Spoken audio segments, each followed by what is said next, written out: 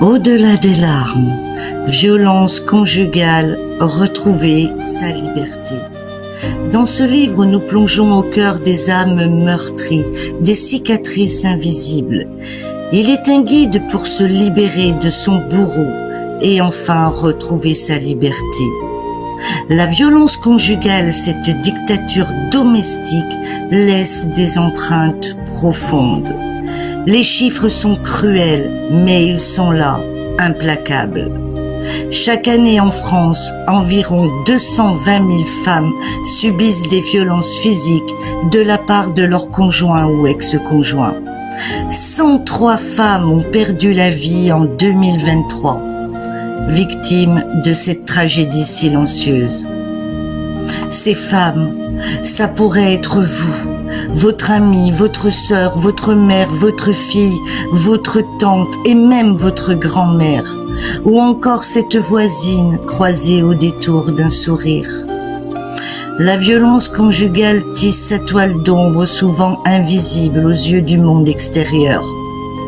C'est une réalité sombre qui se déroule derrière des portes closes, où les cris sont étouffés et les larmes dissimulées. Parler de la violence conjugale n'est pas seulement un acte de courage, c'est un impératif sociétal, une nécessité pour briser les chaînes de l'isolement et de la peur qui emprisonnent les victimes. Alors oui, il y a des actes de violence, mais aussi de courtes rémissions, redonnant souvent espoir. La lune de miel est un moment de bonheur léger, arrêtant pour un court instant les menaces, la violence. Oui, la lune de miel est douce, mon Dieu qu'elle est douce, et elle vous fait sentir tellement aimé le temps de quelques jours.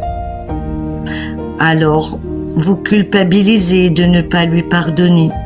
Vous culpabilisez de le voir si malheureux, si sincère, si repentant. Il est tellement touchant dans sa vulnérabilité. L'espoir renaît, vous cédez et vous lui donnez encore une nouvelle chance. C'est à ce moment de la lune de miel que son emprise sur vous est la plus puissante, la plus sournoise, mais aussi la plus cruelle. Votre bourreau sait très bien que vous pourriez trouver la force de le quitter, de partir, de tout plaquer.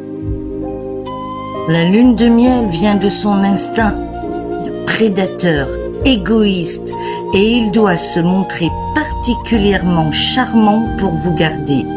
Il le fera sans aucune hésitation et même avec une grande conviction. Ne vous laissez pas prendre dans ce piège sournois, car au fond de vous, vous le savez, la lune de miel n'est qu'un temps suspendu qui ne durera pas longtemps. Vous êtes assise sur un bidon d'essence et c'est votre bourreau qui tient le briquet.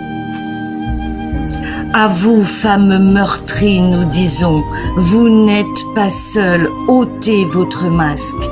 Vous êtes des phénix qui renaissent de leurs cendres.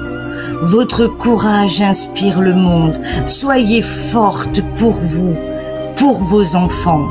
Le 1er juin 2024, retrouvez votre liberté.